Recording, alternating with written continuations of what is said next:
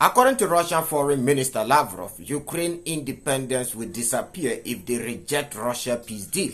By the way, let's go into the details.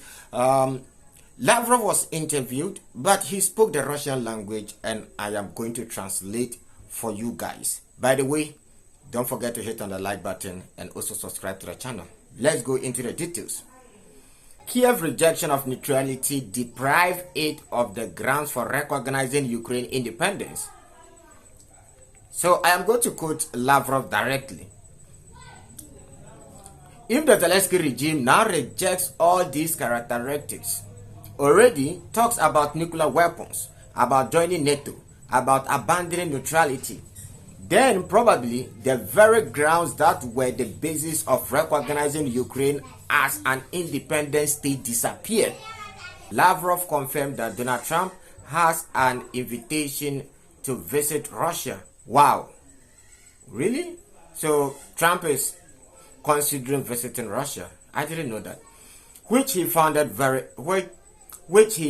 very interesting. Okay, I also find it very interesting. Let me explain something here. You see, Lavrov said if Zelensky regime now rejects all these characteristics, already talking about nuclear weapons. By the way, those of you who don't know, despite efforts to resolve the war in Ukraine, Zelensky is still talking about, NATO should give Ukraine weapons. And he also said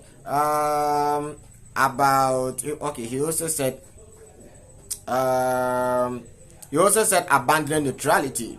Ukraine continued to say that they don't want to be neutral. They want to join the European Union. They want to join NATO. And European Union also came out recently. Don't forget, they came out with a statement that they are ready to accept Ukraine into EU. Why? By the way, that is what Lavrov said. Well, what I'm going to do in this particular video is I am going to cover most of the issues that are currently happening all over the world, especially in the Russian-Ukraine war. Let's go to the next story. Once again, the FSB has prevented another terrorist attack. So I hope you guys remember yesterday on this same platform, I spoke about the Russian FSB. I'll post the video, but wait. The FSB full terrorist attack. An Islamist who planned to set fire to a train and who celebrated the terrorist attack at... Okay, well, so there is this guy who planned to blow up a train, but rather unfortunate for him, the Russian FSB arrested him. Well, watch the video.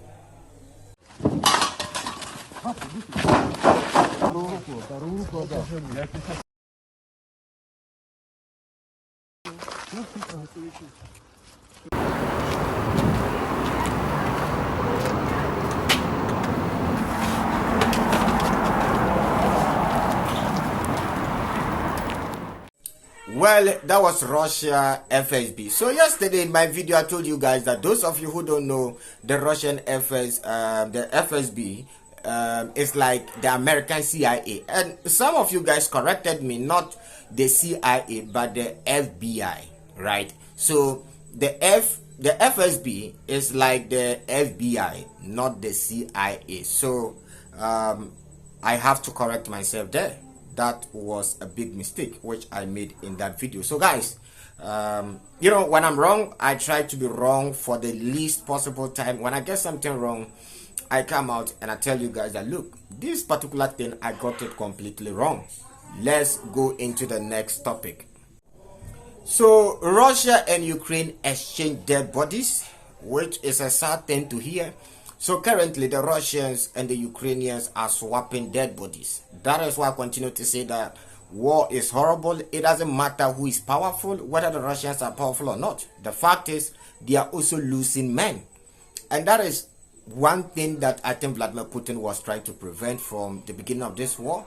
That is horrible. War is horrible. No matter how weak your opponent is, you too, you will suffer the consequences. That is war.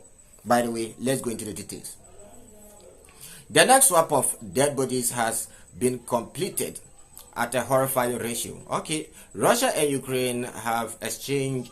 Okay, well, this is from Slaviangrad. So let me continue. I'm giving you my source where this particular topic is coming from. Okay, so let's continue. Russia and Ukraine has exchanged the bodies of their fallen soldiers as part of the new agreement reached in Istanbul, despite Zelensky's attempt to delay the event. He still had to accept death. The exchange of bodies took place today, August 19th, according to Ukrainian coordination headquarters.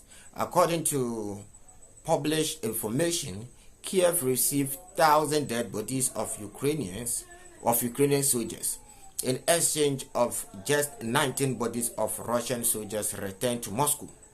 Oh, really?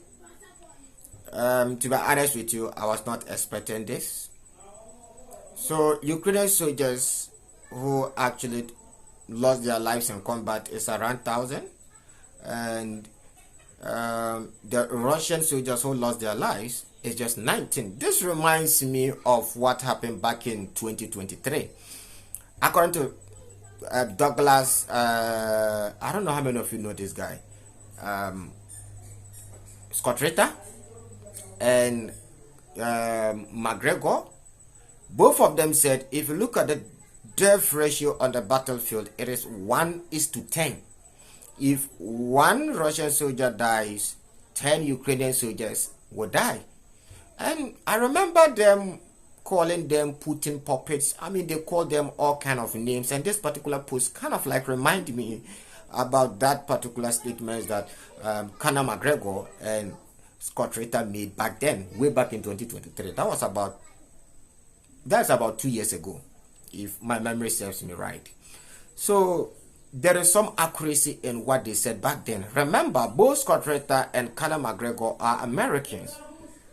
By the way, they are not Russians, neither are they Ukrainians. By the way, I am not going to waste your time and read the whole article. The most important thing is about the exchange of the bodies. The figure is 1,000:19. That is the most important part of the story. So guys, once again, thank you very much for watching the video. Don't forget to hit on the like button and also subscribe to the channel. By the way, if you have watched the video to the end, please type yes in the comment section. I just want to see yes in the comment section. Yes, meaning you guys watch the video to the end. I want to know the number of people who watch the video to the end. Shalom. See you guys in the next episode. To all my loyal subscribers out there, God bless you and thank you very much. You are the main reason why I continue to do this. You are the main reason why I'm not giving up this particular course. Shalom.